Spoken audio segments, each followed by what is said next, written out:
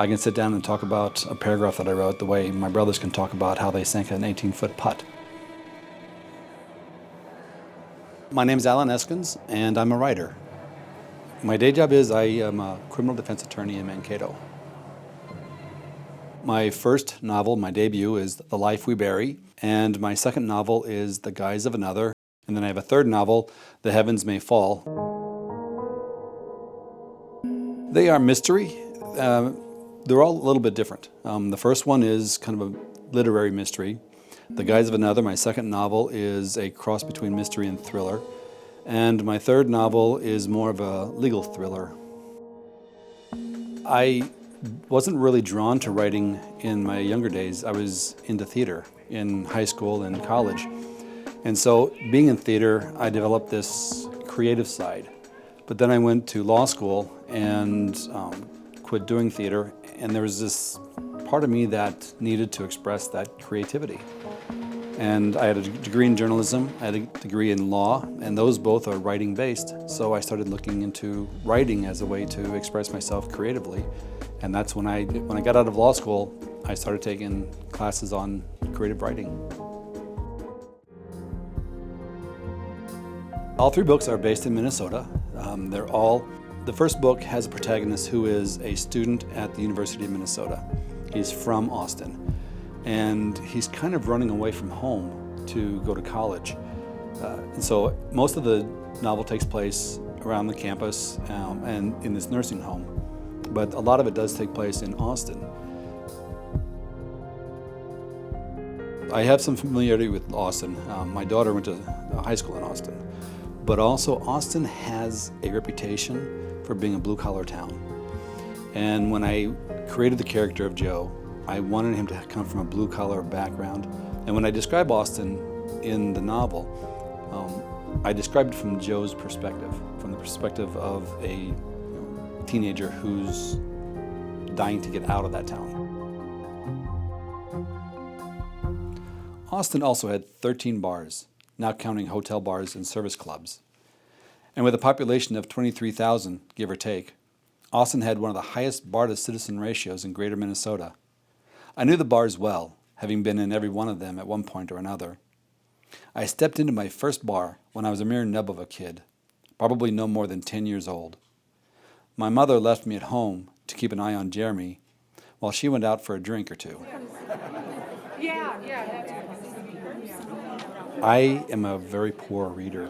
I'm a very slow reader.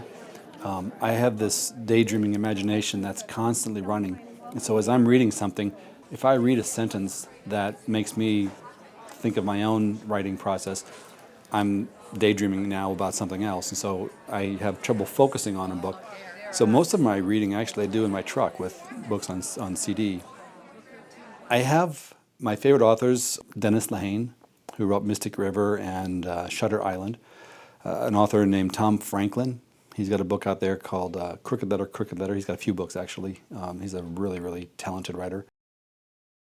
I am a genre writer, but my job as an attorney is to take a case, an investigation, and dissect it and try and find the flaws and the holes. And so I was drawn to mysteries just because of my day job.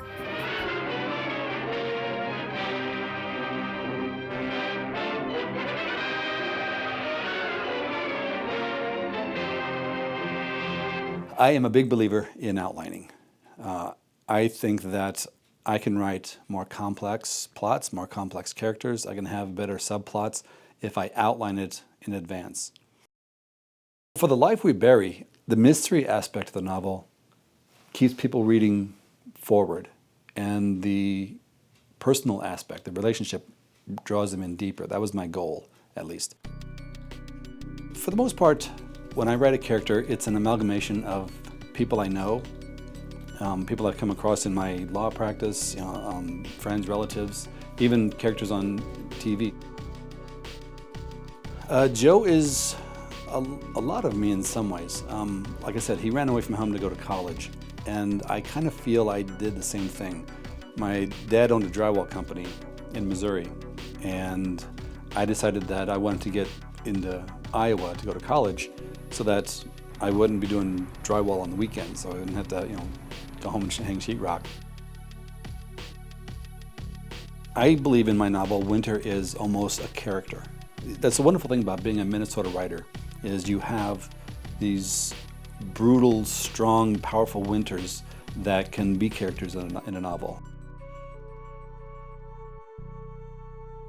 I made the decision early on that I was going to go traditional publishing.